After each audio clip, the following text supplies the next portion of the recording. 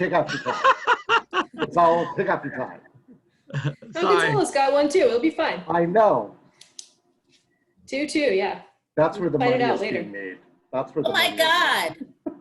Wait, am I the only woman on this panel? No, we should be I expecting think Casey. we should have Casey. Oh, okay. I was going to say, I mean, it would be fine. I can handle it if I had to, but I just noticed that. No, I remember Yeah. making sure of that. Well, it's 6 now. Do we want to get started and hopefully she'll Yeah, join? I just emailed Yep. Casey. Hopefully she'll join. But yes, let's Great. go ahead and get started. So let me know when you're ready and I'll go into my pitch.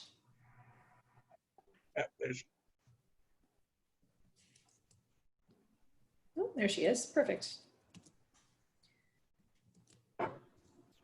Liz, let me know when we're streaming and I can start. I think you should be all set. All right. Well, hello, everyone. Welcome. Welcome to the Somerville Community Corporation's panel discussion on housing, equity, and public health in Somerville. SCC is committed to affordable housing and social equity through real estate development, advocacy, and economic opportunity programs. You can find out more at somervillecdc.org. I'm Mary Parker, a science writer and resident of Somerville. We are grateful for the time of our distinguished panelists, and I will let them introduce themselves. Andre, you want to go first? Sure thing. So I'm Andre Green. I have the honor of representing Ward 4, which is Tin Hills and Winter Hill on the Somerville School Committee. I've been doing that since 2016. And I also am a 20-year professional working in issues of anti-poverty and anti-poverty policy in various forms. Great. Casey, you want to go next? Yes, thank you. My name is Casey Grupioni. I live in Davis Square, Somerville, and I'm part of MAMAS, which is the Mutual Aid Medford and Somerville group. And I can't wait to tell everyone more about it as we go, all the work that we've done. But I'm a software engineer. I've been a software engineer for about 5 or 6 years, and I'm currently transitioning into social work. All right. Doug? Good evening, everyone. My name is Doug Kress, and I am lucky to serve as the Director of Health and Human Services for the City of Somerville. I'm also a resident of Somerville as well. Awesome. Gonzalo? Yes, hi, my name is Gonzalo Puigbo, and I'm the current CEO for SCC. I actually replaced Daniel LeBlanc, who had been here for 21 years and did an amazing job for us. I actually come from the banking world. I've been in banking for 21 years up until now, mostly in community banking on the residential mortgage side. And most recently, the last 2 years as a CRA officer and community development officer covering the Northern New England region. So I'm excited to have made the transition to a nonprofit, which is amazing, SCC. So thank you very much. Excellent. Marty? Hi, Marty, you everyone. might be, there you go. Hi, everyone. Good evening. My name is Marty Martinez, and I am the Chief of Health and Human Services for the City of Boston. I was a 15-year resident of the City of Somerville at one point, and actually was a former board member of the Somerville Community Corporation. So I'm excited to sort of join here and be with all of you and have this conversation. I look forward to it. All right, and last but not least, Tracy. Hello there, my name is Tracy Pratt. I am a 10-year resident of Somerville. I'm a co-founder of Just Us Somerville, a new organization that was founded at the beginning of this summer. And I'm happy to be here with you all. Great. Now that's just us, 2 words, right? Just us. Us, Somerville, spin on justice, but yes, just us. Okay, perfect. We're going to start off with a really easy question. What is the intersection of housing and public health? Marty, why don't you start? Wow, so that's a great way to kick us off here. It's a softball for you. Absolutely. So, I mean, I think, you know, unfortunately, we don't have to look far beyond the current circumstances we're in when we think about COVID-19 and sort of what we've experienced when we think about the intersection between public health and housing. I mean, you know, one common characteristic of folks that are currently being infected in the city of Boston with COVID are that the majority of folks being infected live with more than one person in their home. And so we're talking about housing, we're talking about overcrowding in housing as a factor for what is making someone more susceptible to being infected by the coronavirus. But we know that access to affordable housing, access to stability in housing also creates stability in other life circumstances, which then make you less vulnerable for some of the public health challenges that we might be seeing and we might be experiencing.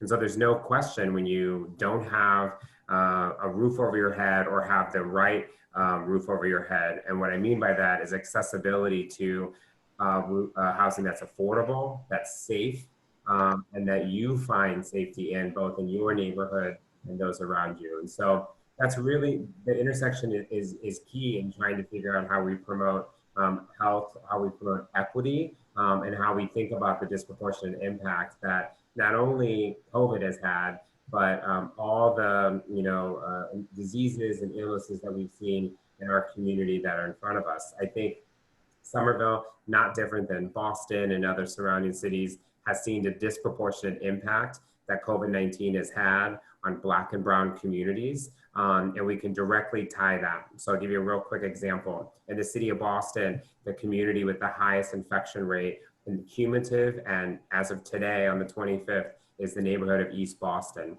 It is also the neighborhood that has the highest percentage of homes that have more than one person sharing a bedroom.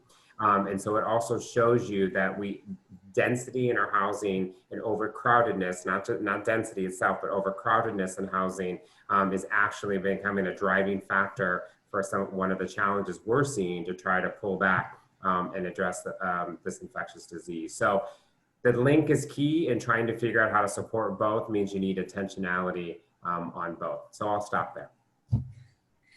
Doug, do you want to bring this into the Somerville perspective on health and human services? Yeah, that's great. And thank you. And I would agree with a lot of things that Marty just mentioned and the whole idea of that. And I think one of the things we also want to keep in mind is that housing is one of those social determinants of health that we keep looking at. And I think more and more people are learning about the social determinants of health, and housing being one of those priorities that we need to look at and continue to address.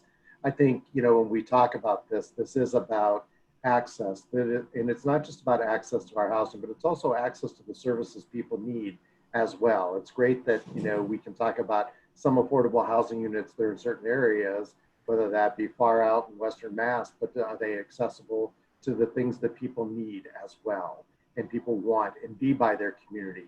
I think we often forget that we are often we're not loners. We like to be around other people who are like us. So we want to make sure that we have those communities and building communities around them.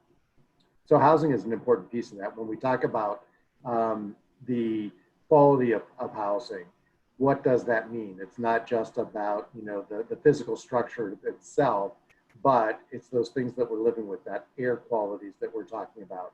It's talking about possibilities of infestation or lack of infestation is always a good thing. The lead abatement and lead programs that we have available to make sure that we understand where those how that partners into that. All of those have an impact on public health as well. So housing and public health have a natural intersection to make sure that we have that. Because if we don't have a healthy home, we don't have a safe place to call home, we're not going to be able to have a healthy and safe life. And those are the important things that we need to think about. For Somerville, I can echo some of the things that Marty talked about, even within this new COVID, in the area that we're at with COVID as well, and looking at where some of our infection rates are highest, and that's in the 02145 zip codes, which we know are the areas where we see a higher rates of double and triple up families, which is another impact that we have on public health as well, when you're talking about overcrowding within a household. So how do we define this, and how we look at these things are all critical parts when we're talking about our housing situation here in Somerville itself. Yeah, I think we could have a whole separate webinar on this issue, but we're going to have to move on to the next part of the story, which is, in general terms, what do you see are the short and long-term effects of this pandemic on housing? And let's start with Casey. Yeah, so I think basically if things were bad before, things are way worse now, pretty much no matter what it was. If you were houseless before, if you were unemployed, if you were living paycheck to paycheck, things are way worse now. You know, there's also a lack of affordable housing, public and private. It was bad then, now we're even lacking more now. And I think the long-term effects, basically what happened in 2008, but way worse. We hadn't even fully recovered the amount of jobs that were lost then. And there are even steeper job losses coming now, obviously. Thanks. All right, Doug, you want to add to that? Oh, sure. I can definitely add to all those things. I think, yes, all the things that Casey was saying. Let me add some other things when we're talking about what this pandemic has, you know, the impact the pandemic has had. One, as Marty mentioned earlier, we're seeing that the infection and the virus is flowing through households, especially those who may not have the abilities to separate. You know, it's interesting when you look at any of the isolation guidelines the CDC or even the state put forward is, you know, the person who is infected, you want them to have a separate bathroom and a separate bedroom. How do you do that whenever you don't even have, you know, you have one bathroom that you're sharing with multiple people, you're sharing your kitchen with multiple people. So this is just emphasizing some of that. As we do our investigation, you know, the investigation for the disease, we call the individual who test positive, and we talk to them a little bit about how they can protect themselves and others in their households. We're changing the language that we're using because we realize that at times, especially in Somerville, and it's across Somerville because we're so densely populated, we talk about who you're sharing your kitchen with and who you're sharing your bathroom with, because that may not be a single family. That may be multiple families that we're looking at. That disparity that we're seeing is really relevant and prevalent in some of our areas of Somerville. So that's why it's an important thing to look at. And those disparities really do look at that. Some of the long-term and short-term. Short-term, we know that there is the chances of displacement. And usually that's going to be illegal. But we also have to remember that some of our families are not living with a lease or any of those others. So we have that as a different underlying challenge that we may have. Granted, we have some short-term stays in place, such as the eviction moratorium, and some of those are great. But long-term, that's going to have a longer-term impact when and if that were to expire. We hope that it never will, but if that were to expire, what impact will that have on our community itself? And that can have a lifelong or a very long impact on us in changing what our community, the structure and the cultural fibers of our community may change as well. And we don't want to lose that. How about Gonzalo? What do you think? Well, I think that, you know, in cities like Somerville and Boston, I think there's a much greater impact in general because there's already, as it was prior to the pandemic, the majority of households, especially low-income households and minorities, were utilizing the majority of their income towards housing. You know, the lack of supply of affordable housing in the greater Boston market, as well as, you know, the increase in rent and house pricing has made it really, really hard for minorities and low-income households, you know, to basically pay rent. And if you include now that, you know, a lot of people are being unemployed because of the economy, we already starting to see that, you know, people are behind on their rents and their mortgage payment. So, you know, and now they're gonna have no ability to continue to save, to have a reserve. I think that's gonna have a huge impact. And in the long term, I'd like to see, you know, what the state and at the federal level, what they're gonna do. And you know, there has been help in terms of the unemployment benefits and the PP loans for small businesses, but I think there's got to be a broader plan on a long-term basis on how we're going to help, you know, the economy kind of pull back. I also agree with Doug. You know, there's the public health issue, and there's also, I think, a mental health issue too that sometimes, you know, we forget to address. I think, especially for low-income households and minorities, you know, there's a huge impact in terms of, you know, depression and also health issues that are happening in some of the housing units that we have. And I think it's something that we need to address. I agree that, the majority of our households live in smaller confined spaces, and that makes it, I think, a little bit more challenging as well, especially if you live, for a long period of time secluded inside a house. I think it makes it a lot more challenging.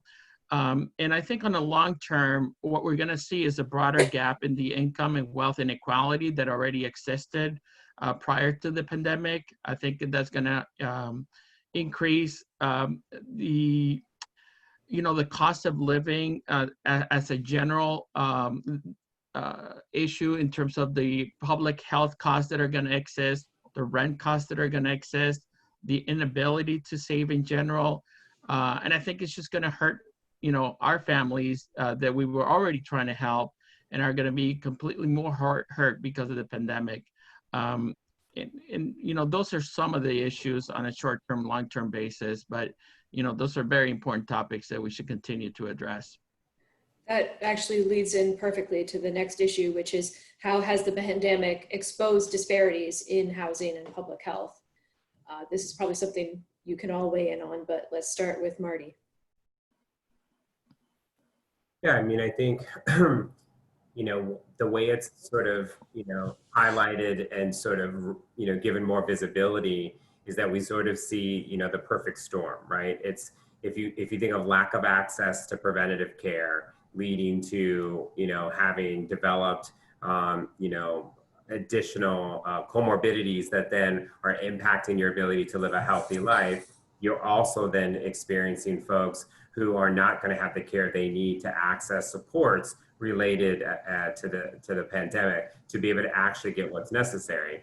You then combine that with the notion that in order to keep yourself safe, we've had to restrict the economy, we've had to close schools, we've had to pull back on small businesses being able to operate. And we've told folks your livelihood is now also going to be restricted. Those are the same individuals who lack the access to care necessary to do some of those same pieces. So we've sort of, created this perfect storm, and there's no question the inequities have played themselves out. Let's be clear, and we all know that in this call, that those inequities existed before anyone knew what coronavirus was, or COVID-19, and they will exist after. And to Casey's point, they likely will be even, exasperated by what we've seen. And that is really true for our Black and Brown communities. It's very true for our immigrant communities. And to try to figure out how to bridge those resources for populations that we weren't doing a great job bridging those resources for before is even more of a challenge for us to figure out and for us to sort of navigate. So I think of this as, when I think about disparity, I think about this central to even like the conversation and debate we've been having about public schools. We're talking about as if there's only one pathway that's thinking about the inequities that exist. And fortunately, whether you have in-person school or you prioritize, remote or you prioritize hybrid approaches, there are still inequity baked in the result of that decision. And that tells you so much about where we're at and who's still living on the edge, that a pandemic is really pushing people over that edge and actually putting those front and center that need to be addressed. So unfortunately, I think that it just sort of shines a greater light on what we knew existed, especially in public health and in housing, and requires us to double down so we sort of recover and reopen in a much more equitable way than we entered into this pandemic. You mentioned schools a lot, so I want to bring Andre into this. What would your response be to this issue? Well, first of all, thank you, Marty, for stealing my thunder. That was the first one I was going to make was that, I think Casey put it right. Anything that was bad before is worse now. Schools were already inequitable. Fixing that inequity was already the driving force of, basically everything I'm doing in education. But Marty's 100% right? Like, whatever decision schools make for how to handle the 2020-21 school year is going to be worse for people of color, right? Either, as their districts are trying to open up in person. I personally think that's the wrong decision. But the districts that are trying to open up in person are facing the issue now that this is a disease that overwhelmingly and disproportionately affects people of color. And so when our public schools are raising that risk factor, that's going to fall disproportionately on students and families of color. But the other option, remote learning, we know even with all the resources in the world and all the supports we put in, is going to exacerbate existing quote unquote achievement gaps, I prefer the term opportunity gaps. And that means that, you know, those are the same students who, if we send them to school, we're risking their families' lives. By not sending them to school, we're risking their educations. And there is no upside. There is no reality in which the decisions we make there don't fall hardest on families of color. And that ripples through, right? We have a 15% unemployment rate right now for Black Americans, which means they lack access to health care, which means the disease that already falls disproportionately hard on them falls harder. Long-term unemployment, we know affects Black families harder and has longer-term effects on a family that already lacks assets, right? The average Black family in Boston has a net worth of $8. You aren't building wealth right now, but we know when we see it, the rich are getting richer. So everything and any progress we've been making on racial equity, COVID both exposed how far we have to go, and it's making it harder. And of course, education plays into all of that as well. Access to education. Right. Yeah. Would anyone else like to chime in on this one, on this particular question? I can chime in on any of them, of course. I mean, I think Yeah. that's what we do. But one of the things, you know, the pandemic has really exposed some disparities, yes, in housing and in public health. You know, again, this is one portion that we're talking about. When we look at this pandemic and when we're looking at, and I'm coming from our viewpoints of when we are trying to talk to individuals who do test positive and trying to get them to having all of us slow the spread of the virus. But how do we go about doing that? You know, a lot of us probably sitting on this panel have the ability that if we had to work from home, we were able to do so. There are many in our brown and Black communities, especially in some of our communities that are really impacted by this, that don't have that option. They have to go to work. They're our service industry. And we forget that we have to remember, how does that impact the livelihood of all them? They may be doing it just so they can pay their rent, and it may be their portion of their rent. That can be any age group, even some of our younger people and our high school students who are contributing to their rent as well. This has a big impact on that. And we're seeing those disparities show up when we're talking to these individuals and trying to coach them, encourage them how to protect themselves, but also slow the spread of this virus. Now, we put several things in place here in Somerville with the emergency food pantry that we have available. We even provided deliveries for many of the families who we wanted them to stay in their homes instead of going out or didn't have the abilities to have delivery done. We tried to eliminate some of those barriers, but they're still there and they still exist because many of them still had to go to work in order to just be able to pay their rents and a variety of other things. That is a challenge. That's just one example of how this pandemic has really exposed some of these disparities in our community. All right, we haven't heard from Tracy yet, and I'm going to assume that these disparities being exacerbated led to you founding this organization, Just Us. So can you chime in on this? I can.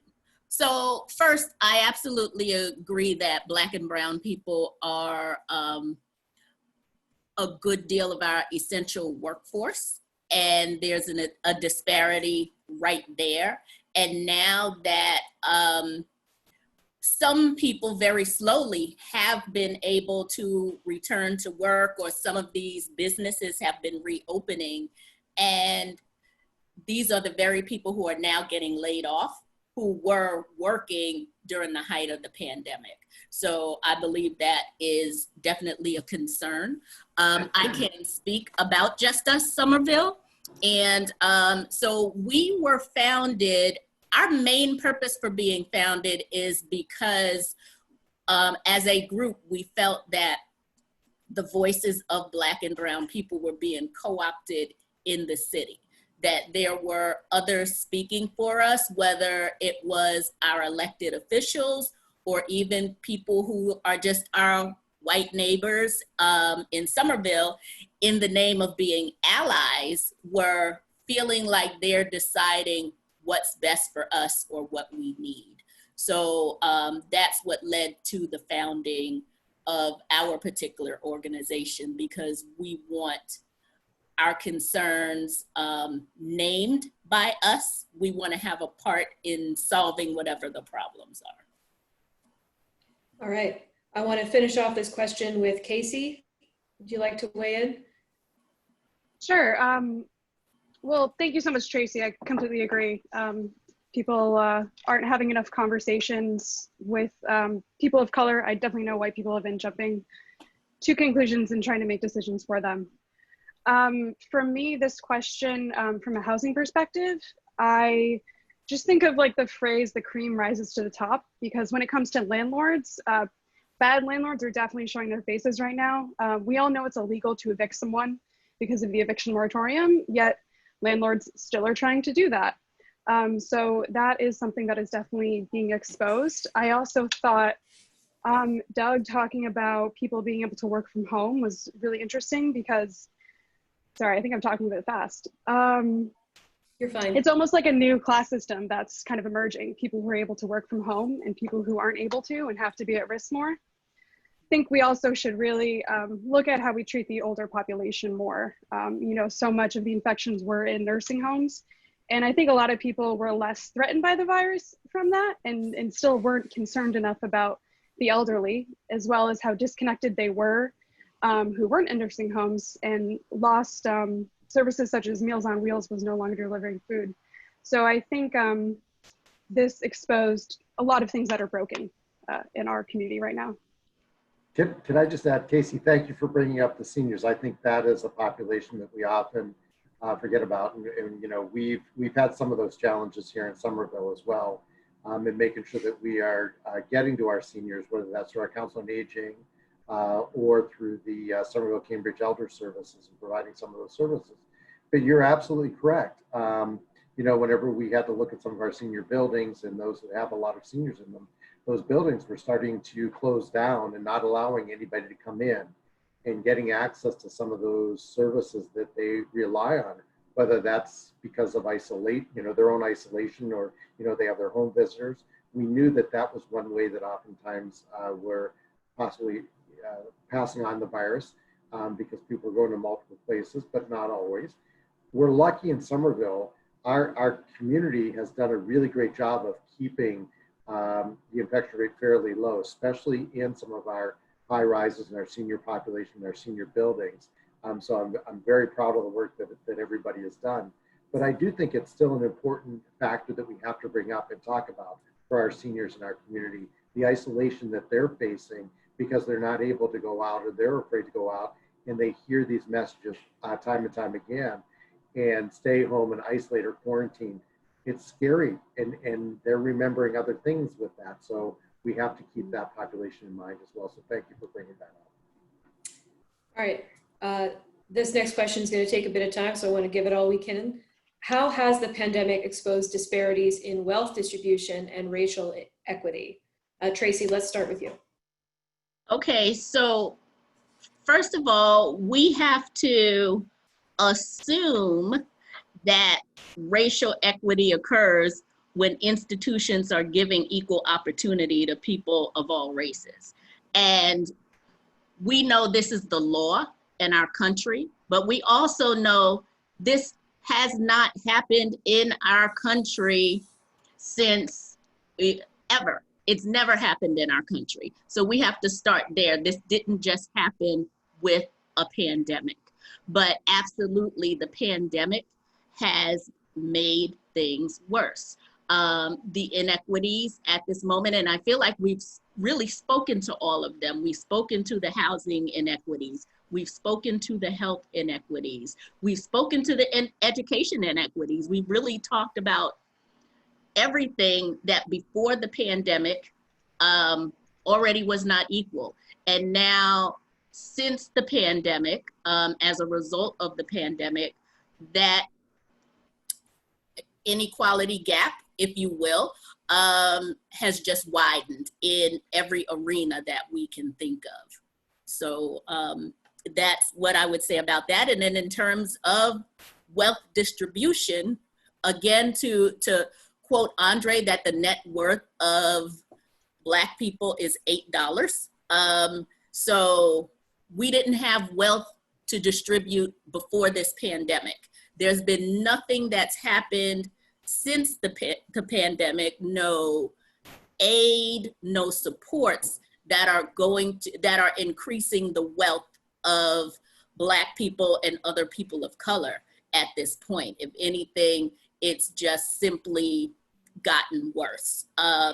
You know, unless there are people, and I would encourage people, if you can figure out how to start your own business from home, how to start your own business from the internet, and I have seen a few people who are successfully doing that, whatever your skill set is, if it lends itself to doing something online, then by all means, I would encourage people to do that. All right, Andre, you want to weigh in?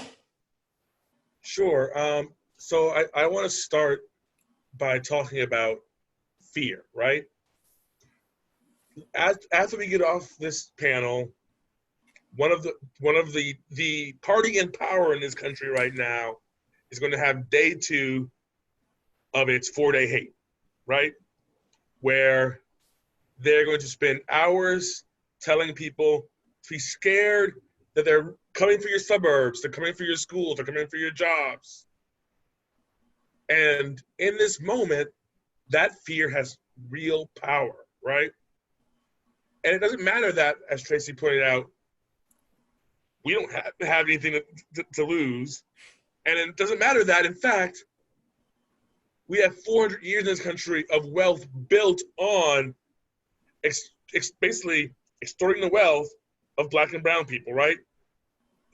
Economists estimate that slavery was responsible for $12 trillion in modern dollars of wealth being produced in this country, right? And at this time, we are seeing just how much money matters in America, right? At the same time that in one day, Jeff Bezos made 37 billion with a B dollars, we're seeing a huge upcoming eviction cliff where if we don't make an intervention in this economy, millions of people, mostly Black and brown, will be homeless. And it's not because we don't have the money to fix this problem. It's because we don't have the will to fix this problem. And in part, we don't have the will to fix this problem because, as Tracy pointed out, we have spent 400 years not helping Black and brown people, and there seems to be no interest in starting now. Would anyone say that there's any kind of silver lining in people getting so involved now? I mean, it's too late in some cases, but is there any value in the fact that this is a conversation that is being had over and over again, it seems like with increasing frequency? I'd like to add, because, my background was for the most part, 20 plus years on the corporate side. And, I think one of the issues that really frustrated me was my inability, as much as I worked, and sometimes I worked 2-3 times harder than other people. It was really my inability to kind of break the ceiling, in terms of executive type positions or even, C-suite type positions. And, what I see less and less and less, which was really very frustrated to me, is that, at the board of director level, there's really no diversity. And when I mean no diversity, I include women as well, because women are really under-identified at the board level, let alone minorities. And I worked in banking 20 plus years, and I don't think I saw one senior executive that kind of looked like me, either Black or brown. And, if we want to start working on wealth distribution and income equality, I think we have to start there. One of the things I did learn in corporate America is that incentives work. And one of the things that corporate America really hates, and I think we all know this, is, paying taxes in general. The recent reduction in taxes, I don't mind that there's reduction in taxes, but, have something behind that. If you're going to provide a reduction in taxes, say, well, you have to have more board representation across the board. You need to have more senior executives that look like your demographic. Make it hurt where it really hurts, which is in their deep pockets. But, just a free reduction in taxes, that doesn't make sense to me. I think, we have to work towards an angle like that, because I do know that, when you incented our sales force, unfortunately, on a commission base, for housing, people would go to housing where the loan amount was larger, and typically those are not brown and black neighborhoods. When you incent, financial advisors based on the amount of money that somebody can bring in, you're basically incentive that people have the most wealth. And who are you not serving? Who really needs help financially in terms of financial coaching and stuff?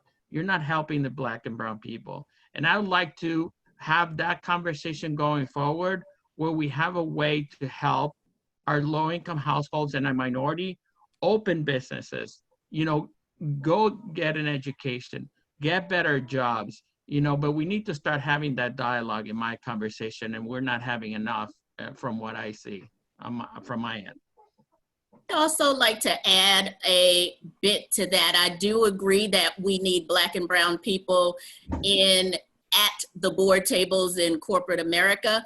We also need them as our elected officials. We know that in Somerville, unless I'm making some big mistake, our only two elected officials are Andre Green and Will Mba. So that's not enough, and that's not proportionate with our community, and then including moving up to the state level. So we also need people in those positions.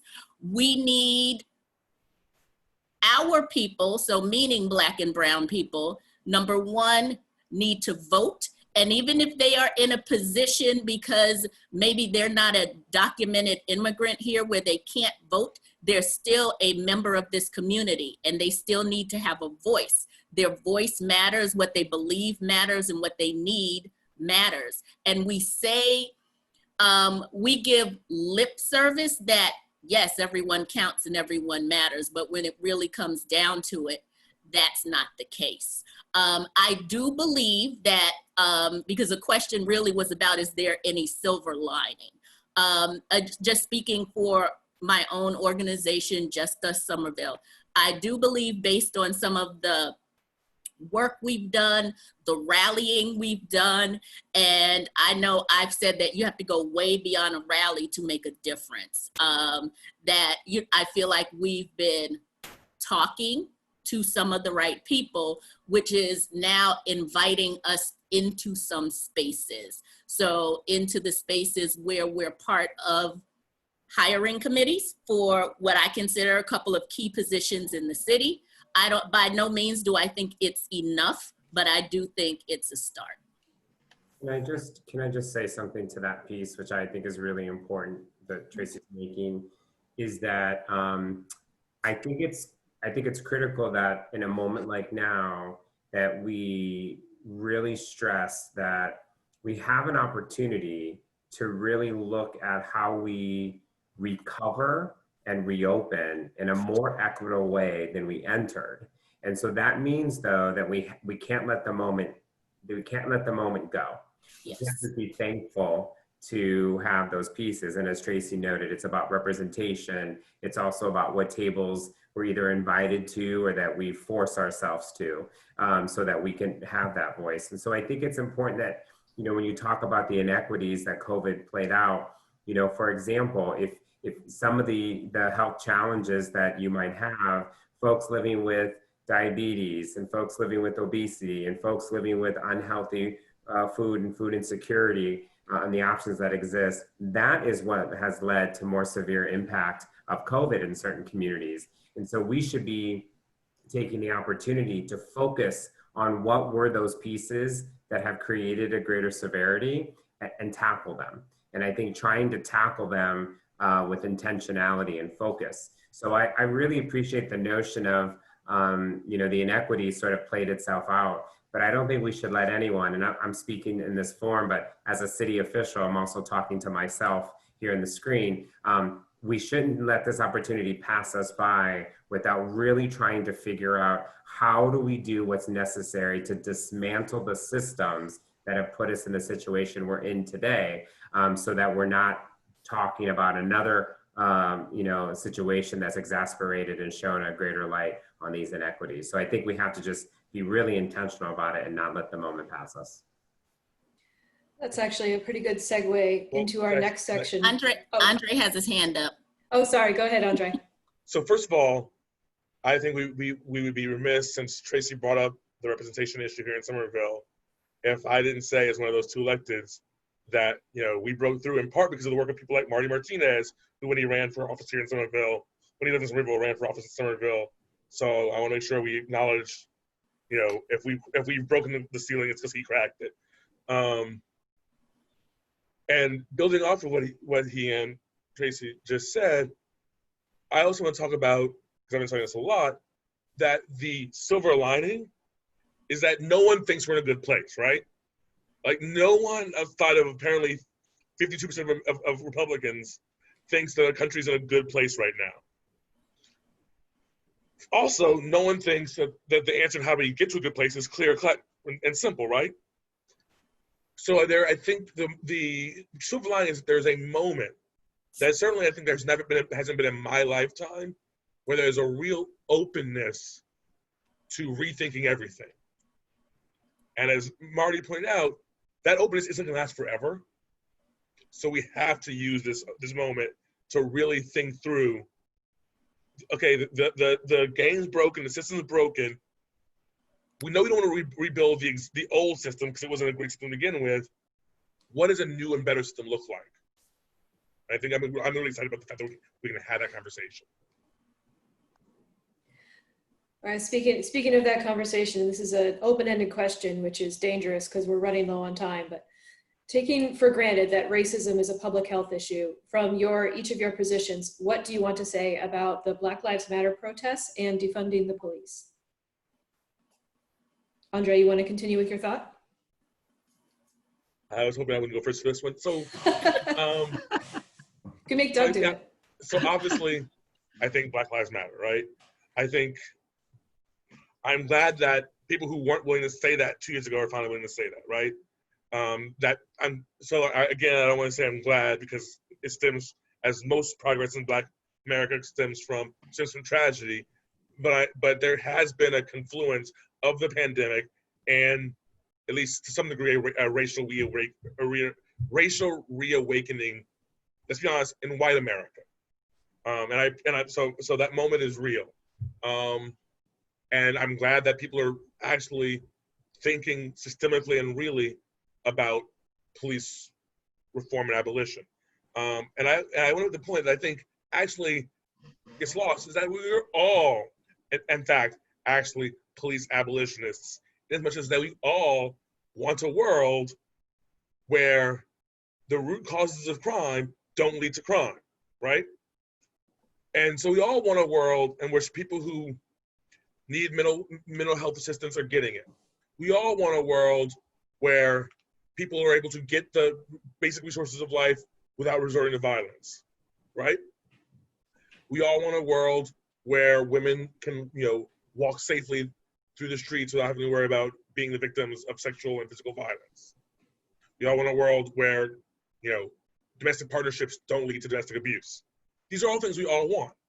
And so when we frame defund police in terms of, well, what are the things we have to do to have that world, a world where police aren't even seen as necessary because the problems that we have asked them to Band-Aid don't exist, we're having a different, and I think more productive conversation than if you just make it about, well, how much money should police have?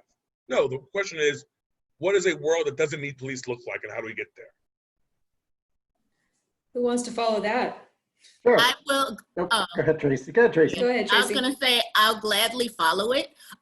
So first of all, I know we mentioned a little bit about some pre-existing conditions related to COVID, but personally, the two biggest pre-existing conditions are poverty and racism. So at this moment, thinking of racism, thinking of the Black Lives Matter movement, we know there have been some very horrible things as recent as yesterday, and probably today, it just hasn't been on the news yet, of a Black person being brutalized in some way, shape, or form by police. We know this is a fact, and we know this has been going on since before COVID. I almost feel like I'm not the elephant in the room because of the way that Andre phrased it, and I appreciate it. I'm not what I would call a fan or supporter of the defund the police movement. Yes, police, there needs to be some police reform. There needs to be some imagining of this wonderful society where we are able to monitor ourselves. That would be a wonderful, wonderful thing if that could happen. And maybe it can happen at some point and we can abolish police, but there would be a total process to that. Also, in terms of that specific term, defunding the police, it sounds like, it doesn't sound like, it's a reaction to people's anger that we need to punish the police because of what's happening to Black and brown people being murdered by police. That's not solely the fault of a police department. It's not solely the fault, and definitely individual people who kill other people, yes, or hurt other people, they should be held accountable just like anyone else. But we're speaking of laws. There are particular laws on the books that protect a police officer more so than someone else in the street who may harm someone. So we've got to really work on the laws. We have to really keep in mind the history of the police and the history of our country, because right now, the police forces across our country are doing what they have been originally designed to do. In order for that to be undone, we've got to do something in some higher places. We can't just defund the police and think it's going to be fixed. That's not going to fix the problem. It's going to put a Band-Aid on it temporarily. Yeah, I think, what I'd like to add to that, because I think both of you covered the issue of defunding the police. I think we need to continue a dialogue.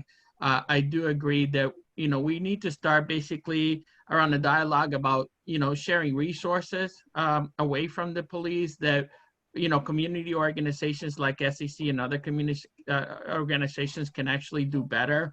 Another thing that hasn't been touched on is, the justice reform systems and the inequalities that really exist and how the law is applied, especially to minorities. The most poignant case just happened, about a week or two ago. We had a Black family that wanted the best for their child, and all they did was lied in their application that they lived in a better neighborhood, okay, so that their children could have a better education. And that person got 5 years in jail. The other person, who's not Black, paid a ton of money, circumvented the system so their kid would have a better education. Both wanted their best thing for their kids, but the law was applied differently. And I think that needs to change. The police is one issue, the law is another, and I agree, it needs to be elevated. We need to rethink the way we apply justice in our communities as well. That's a conversation that we need to have. And I agree, we cannot stop this momentum that we have right now, because if Black Lives Matter, then we need to continue to push real hard so that it continues to matter, but we need to also find solution to this problem so that we not continue to have these conversations. And this is a good start, but I think we need to go deeper. Yeah, I hate to cut this off, but I really want to give especially Tracy and Casey the chance to talk about their organizations. So I'd like to get to the next part, and hopefully we'll be able to do this again and talk about this in even more detail. But so what are the impact of newly formed grassroots organization on these cities in crisis and in transition? Kind of plays into all the themes so far. Okay. Casey, why don't you go? I know I feel like I've been talking a lot. I don't think you've been talking a lot, but I'll take it. Thank you. Okay, you're welcome. So I'm a volunteer with MAMAs, which is an acronym for Mutual Aid, Medford, and Somerville. We started at the very beginning of the pandemic, and really what mutual aid is about is showing up our communities, pooling our resources, and giving it to people who need it. We literally collect money and disseminate it to other people. We have raised and injected back into the community over $250,000. One thing I want to say, and for anyone who might need help, we have a hotline. It's 339-545-135-1315. And I'm going to tell you all of the things that we can help you with. Every day we have delivery drivers delivering food and medications, particularly to the elderly, like I mentioned earlier. The Housing Justice Group connects people with legal resources and informs them of their rights. We actually have a bus campaign we're about to run, which literally just tells people their basic rights, that a landlord can't evict you, only a judge can evict you. And we also cultivate leaders in the community who can organize with their fellow tenants and stand up to abusive landlords.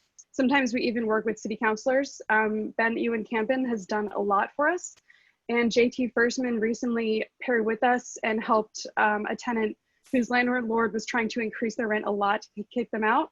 They actually decreased their rent by 13% because the city councilor signed a letter with us.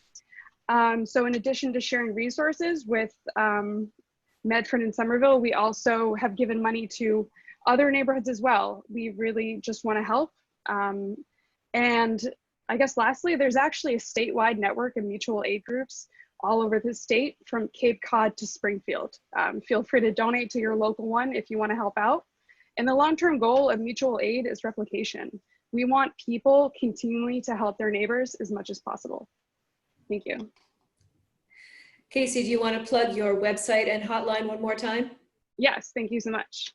The hotline is 339-545-1315.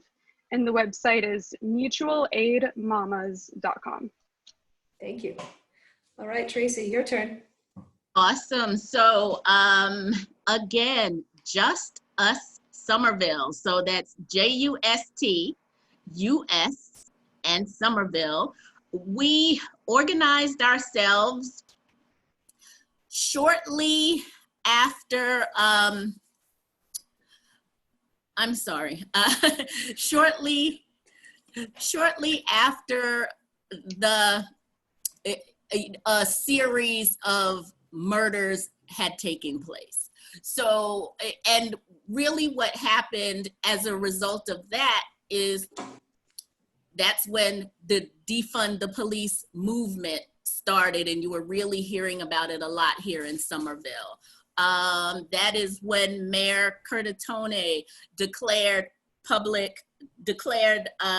racism, systemic racism, a mental health issue or problem in our community. And we agree with that.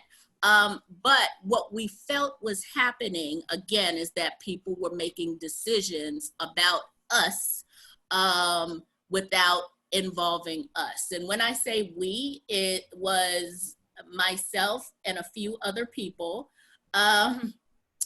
Ben, who is executive director of the Welcome Project, and right now I cannot remember his last name, he's gonna kill me. He really just contacted a few of us, about 7 people, and like, this is going on and it's really not right. We had a Zoom meeting on a Tuesday, and by that Saturday, we had a rally. we were not planning on being a group. So when you talk about grassroots organization, this is as grassroots as it gets. And I really didn't fully get grassroots until being involved in this organization, and just really understanding when if you have a couple people who are going to gather around a cause, then that's how grassroots get started. But as a result of our rally, the first rally, we developed this following of like 1,000 people. So we subsequently had 3 rallies in 3 weeks, or 2.5 weeks, really. We do have a website, and if people want to get involved with us, we don't have a website, I'm sorry, but we have a Facebook page. So it is all together, one where if you put in Just Us Somerville, it will come up. JUSTUS. JUSTUS Somerville, absolutely. It will come up on Facebook.